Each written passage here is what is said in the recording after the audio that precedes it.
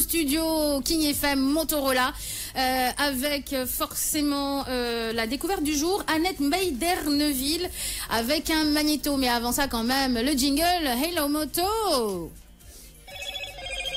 Vous écoutez King FM. King FM 99.4 en direct du studio Motorola. Hello Moto. Hello Moto, découverte du jour.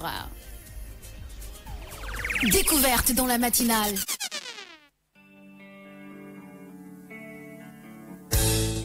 Les femmes ont toujours été présentes dans l'espace public du Sénégal au niveau du pouvoir politique, la science, la culture, l'éducation. Elles ont aussi parfois joué un rôle très important que celui d'un chef d'État.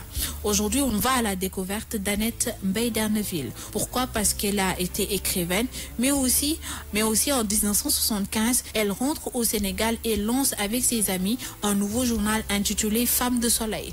Ce n'est cependant qu'en 1963 que cette revue rebaptisée Awa prend son envol. Mère du cinéaste Ousmane William Mbaye, Annette Mbey-Derneville s'en est trop sentie concernée par le développement de son pays. Pour l'autre découverte, elle a aussi impulsé beaucoup de choses sur le plan des événements culturels comme les rencontres cinématographiques de Dakar, mais aussi des revues culturelles importantes. Elle a été aussi l'origine du musée de la femme Henriette Bathily de Gorée. Très important, elle a été nominée Prix Jeune Afrique 1961 à travers son livre sorti en 1983, La bague de cuivre et d'argent.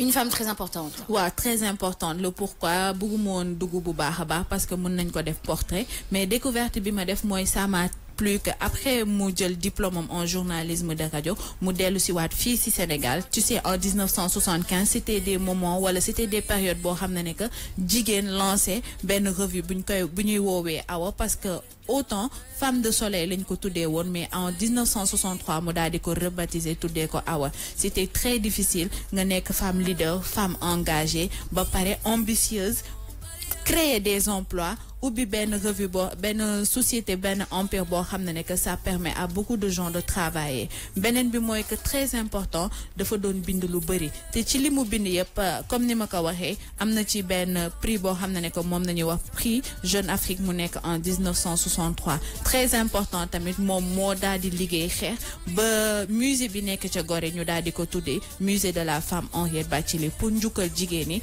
wane ne que y a des femmes yo xamné que c'est des leaders té parité yàgg na parce que Henriette moom bokk na ci ñi nga xam ne que ñu ngi doon xeex wala liggéey pour que à chaque fois suñu waxee 50% d'hommes ñu wax 50% de femmes. Effectivement, Madame Annette Mbey-Derneville est une référence dans le milieu. Elle s'est battue pour les femmes. Elle a mis les femmes en valeur au Sénégal. C'était pas évident qu'une femme se lève un jour et puis non seulement a des prix, mais impose sa plume, impose plein de choses à l'époque au Sénégal, à Dakar plus particulièrement. Ça c'est vrai, moi je la connaissais pas, donc c'est vraiment une découverte autant pour moi que pour sûrement beaucoup d'auditeurs.